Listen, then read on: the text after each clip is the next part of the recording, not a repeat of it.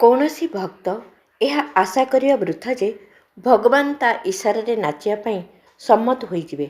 ଏହା ତ ଆତ୍ମପ୍ରବଞ୍ଚନା ମାତ୍ର। ଭକ୍ତକୁ ହିଁ ଭଗବାନଙ୍କର ସଂକେତରେ କାଠ ପିତୁଳା ପରି ନାଚିବାକୁ ପଡ଼ିଥାଏ।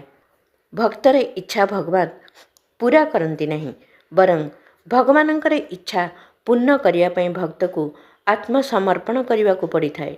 ବୁନ୍ଦା ସମୁଦ୍ରରେ ମିଶିଥାଏ, ସମୁଦ୍ର ବୁନ୍ଦାରେ ନୁହେଁ। ଏହା ହିଁ ଉପାସନାର ଏକମାତ୍ର ତତ୍ତ୍ୱ ଦର୍ଶନ। ପରମ ପୂଜ୍ୟ ଗୁରୁଦେବ। ଅଖଣ୍ଡ ଜ୍ୟୋତି, ଡିସେମ୍ବର 2023, ପୃଷ୍ଠା ସଂଖ୍ୟା 25। ବିଚାରକ୍ରାନ୍ତି ଦୂତ ୟୁଟ୍ୟୁବ ଓଡ଼ିଆ ଚ୍ୟାନେଲକୁ ସବସ୍କ୍ରାଇବ୍ କରିବା ସହ ପରବର୍ତ୍ତୀ ଭିଡ଼ିଓ ପ୍ରାପ୍ତ କରିବା ପାଇଁ ବେଲ୍ ଆଇକନ୍ ଦବାନ୍ତୁ ଏବଂ ବିଚାରକ୍ରାନ୍ତି ଦୂତ ଓଡ଼ିଆ ଫେସବୁକ୍ ଓ ଇନଷ୍ଟାଗ୍ରାମ ସହ ଯୋଡ଼ି ହୁଅନ୍ତୁ। ଧନ୍ୟବାଦ।